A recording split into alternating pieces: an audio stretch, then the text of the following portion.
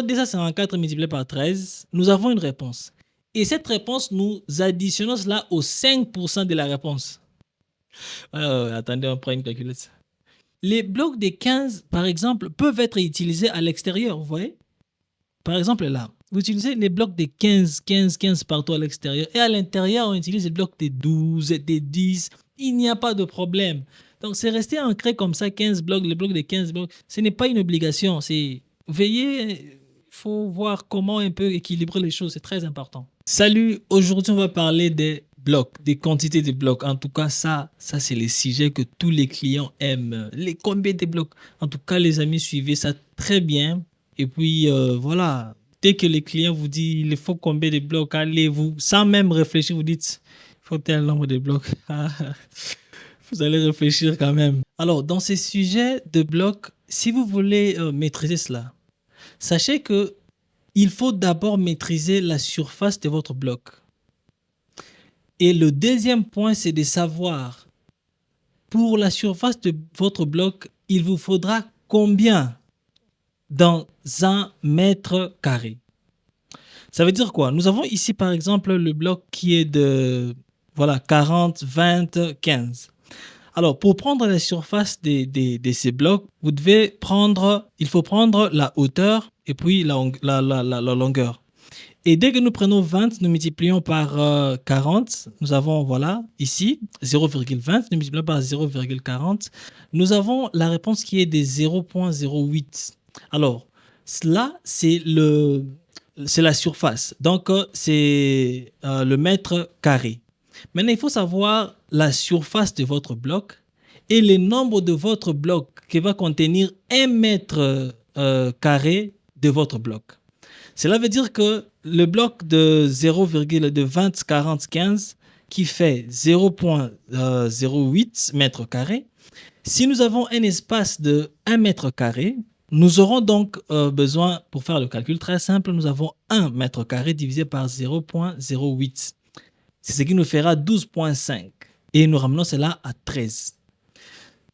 Dès que vous savez cela, ou dès que vous avez cela en tête, c'est fini.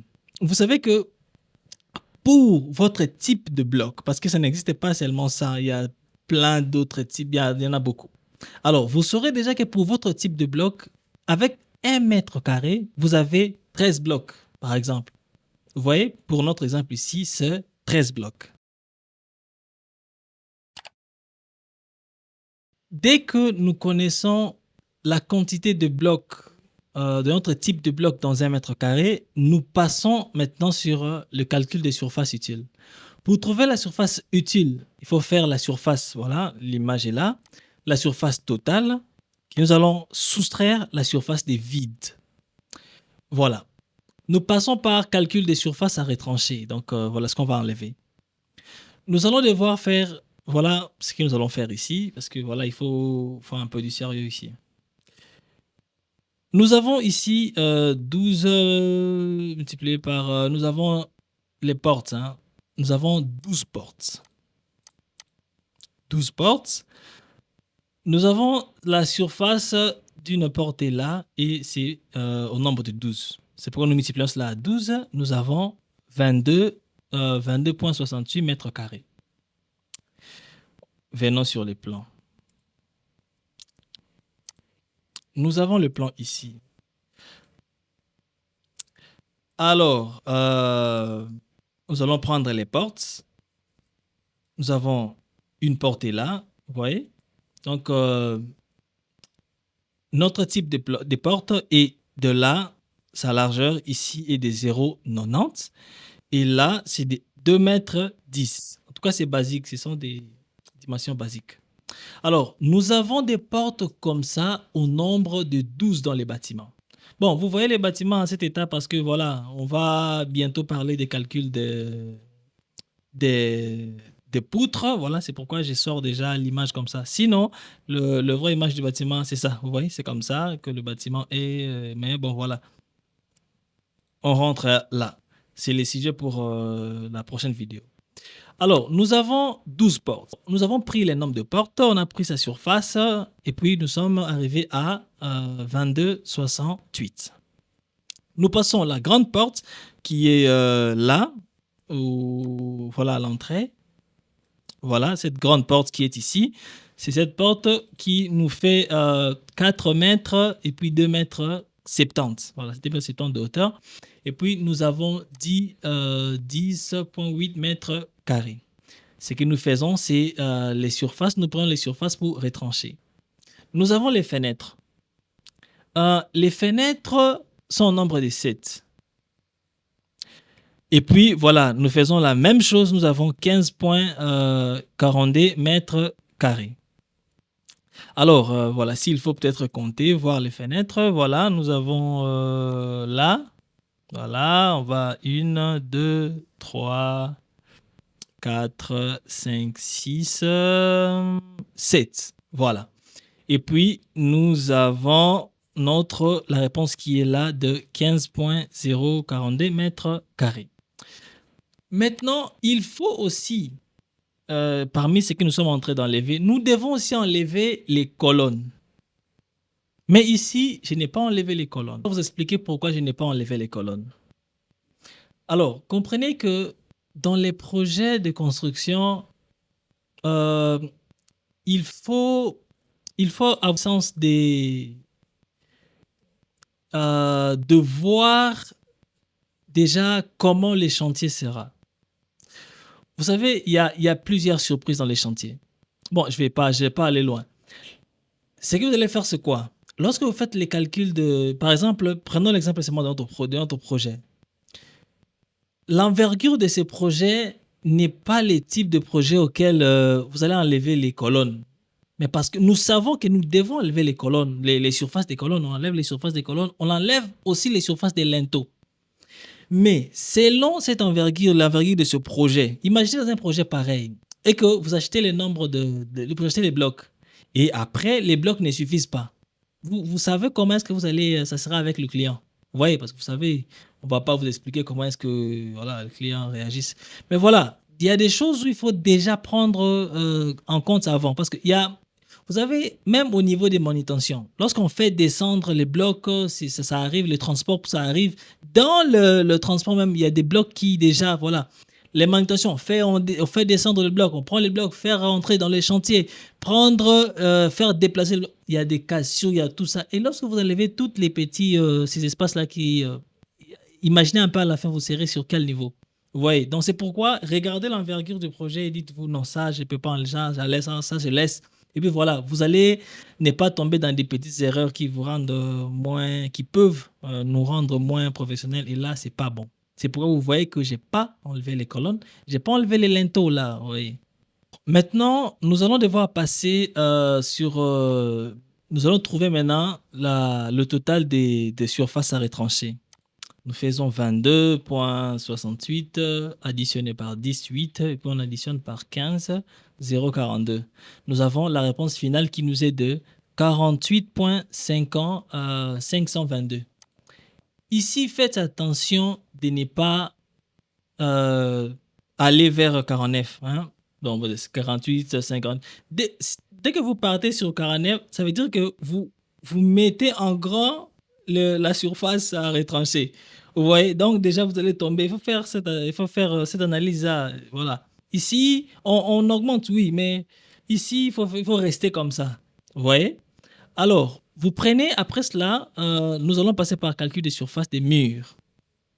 Alors, calcul de surface des murs, nous avons côté longueur et puis côté largeur. Ici, on va faire un effort de ne pas traîner parce que normalement, c'est beaucoup. Mais bon, on va faire un effort de ne pas traîner.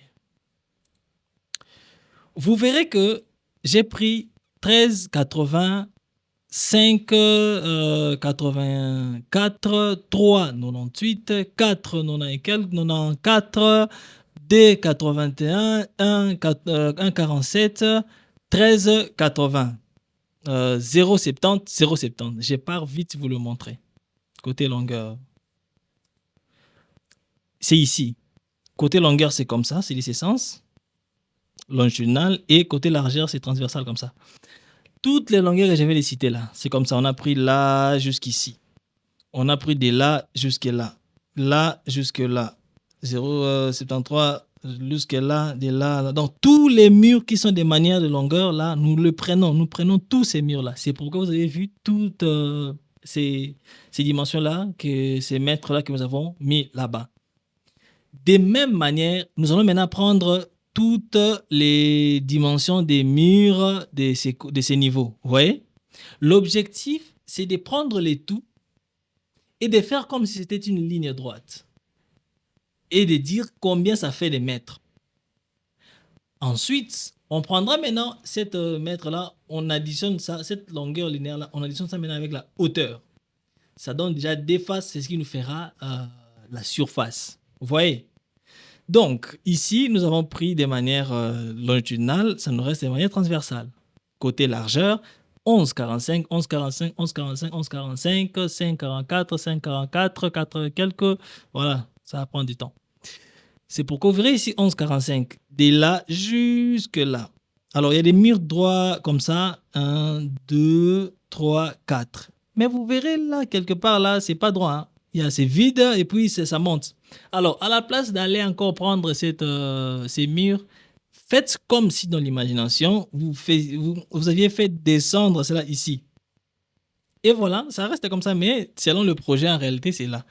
Hein, donc voilà, il faut être un peu prudent avec des petites choses comme ça dans le projet. Alors, vous verrez qu'on a pris tout cela, des essences, et puis voilà, on a des 5,44, 5,44, et puis voilà, c'est pourquoi nous les avons ici. Donc, nous avons pris tous les murs des côtés longueur, longitudinal, et puis côté transversal.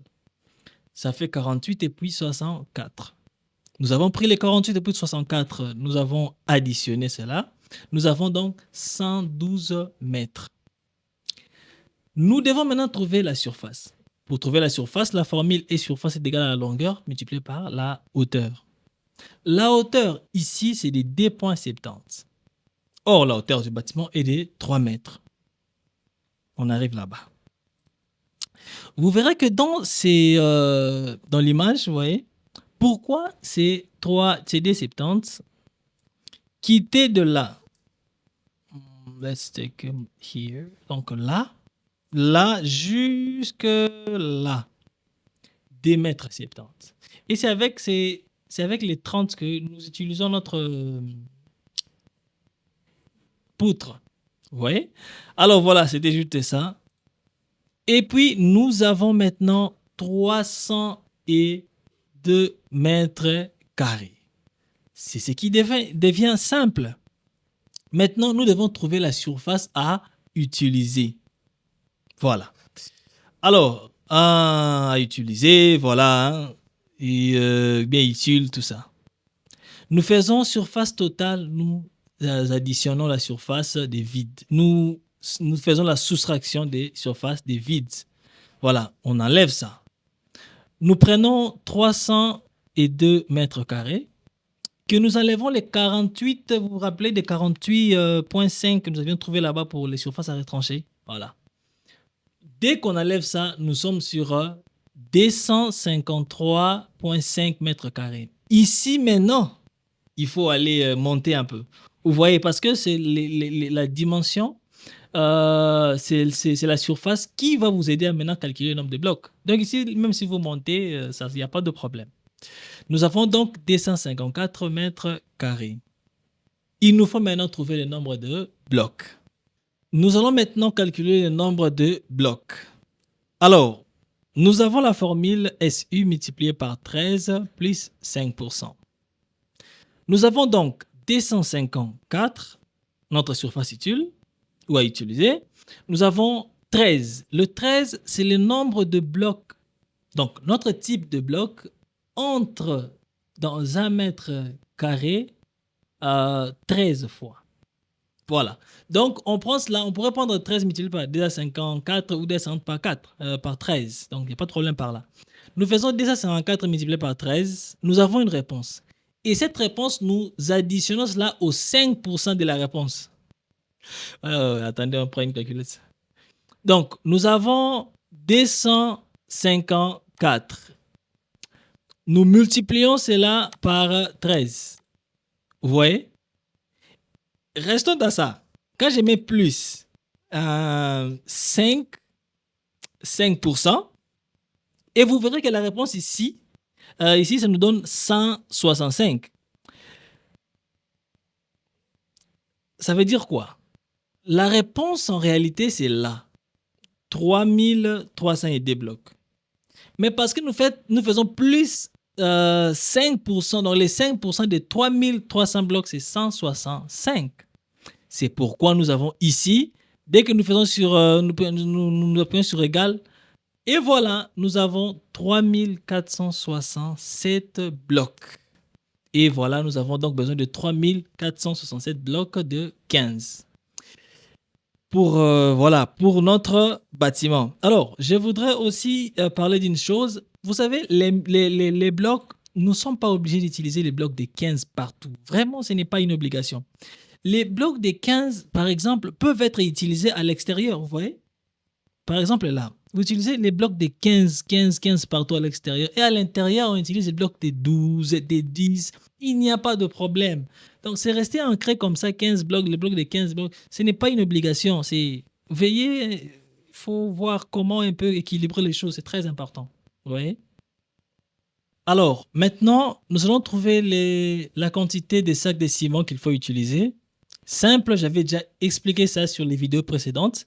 Nous prenons le nombre de blocs, nous divisons par 50 et nous avons le sac de ciment qu'il faut. Ici, c'est 69 points. Bon, ça peut aller à 70, il n'y a pas de problème.